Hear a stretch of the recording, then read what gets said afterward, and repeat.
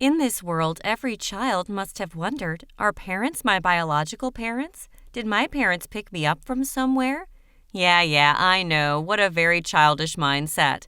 Just a way of thinking full of anger when being scolded by our parents, or our parents did not allow us to do something the way we wanted. And, of course, in most cases, it's not real. Almost. And I am an exception. Hi, I'm Lilith. I always thought that I was just an ordinary kid with an ordinary family. The only strange thing is that my family had to move constantly every month, sometimes even twice. My parents said it was for work reasons, but I didn't know exactly what my parents were doing. The constant relocation made it nearly impossible for me to make friends. I was forced to study online because enrolling in school was too time-consuming, and schools are not interested in a student who only goes to school for about a month and then switches schools. However, thanks to the internet, I also have a few online friends, and I'm especially close with a girl named Maddie, who's 3 years younger than me. I don't even know why, but there was a strange connection between us. From the first time we chatted, we felt very good. Another interesting thing is that we all look very similar. We were both amazed by that when we exchanged photos with each other for the first time, but we just thought it was an interesting coincidence. However, it is quite strange that I do not have anything similar to my parents. My mom has red hair, my dad's is black. I'm strangely blonde. My parents have brown eyes, but I have blue eyes. In addition, my parents treat me very harshly. Because of all this, I think very often whether I am just an adopted child, and I think about all kinds of reasons why my parents would adopt me. But even my most paranoid thoughts are nothing to compare with the truth. Let's talk a little bit about Maddie. Her home is in San Francisco, and I've always been looking forward to having an opportunity to come to San Francisco to see her in person, even once. But even though we moved regularly and San Francisco is a big city, I don't know why my family never moved to San Francisco or those surrounding areas. So even though we have known each other for more than 7 years, we've never met. Until one day, Maddie told me her house had just moved to New York, and coincidentally, my family was also preparing to move to New York too. Maddie and I were very happy to hear that, and we were about to meet each other. During those days at night, I could barely sleep. I felt extremely excited and couldn't wait any longer. Finally, the relocation day had arrived. We packed up a few suitcases and moved.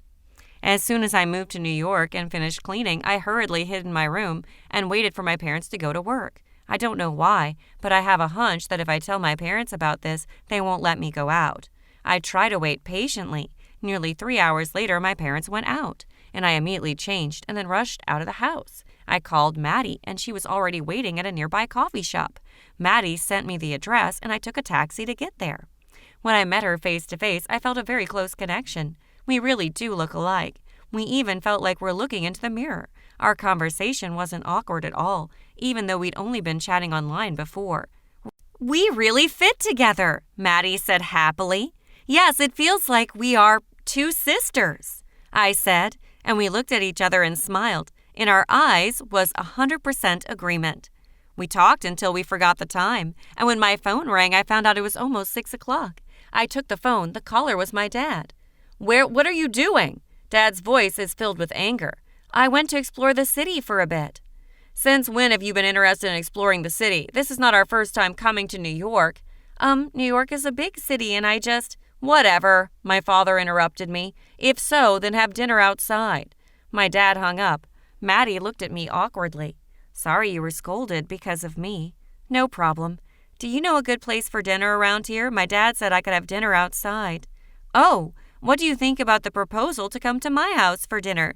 My house is also nearby, and I will ask my parents to drive you home."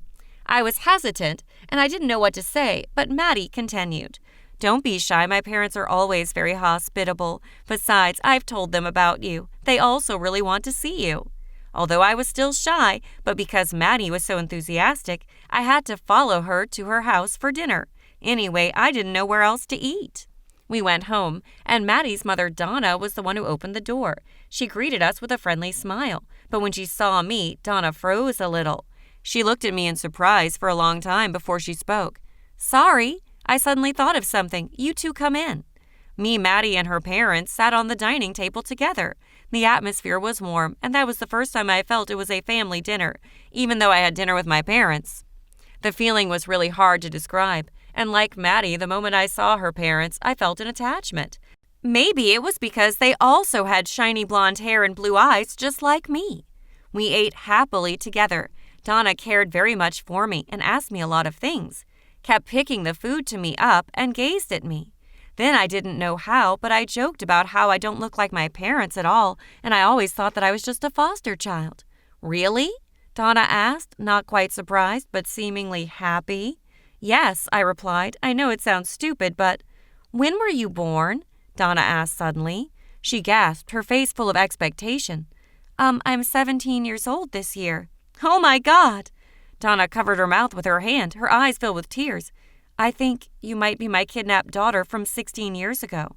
Oh my God, what? I was blankly. Maddie was not getting better either. Kidnapped? What? Maddie's father sighed, gently stroking Donna's back. Daughter, I have an older sister. Your sister has been kidnapped since she was a year old, and although the police had done their best, they didn't find any information about her. It's not possible. I stood up and ran out. Lilith! Lilith! I heard the call, but I honestly couldn't tell whose the voice was.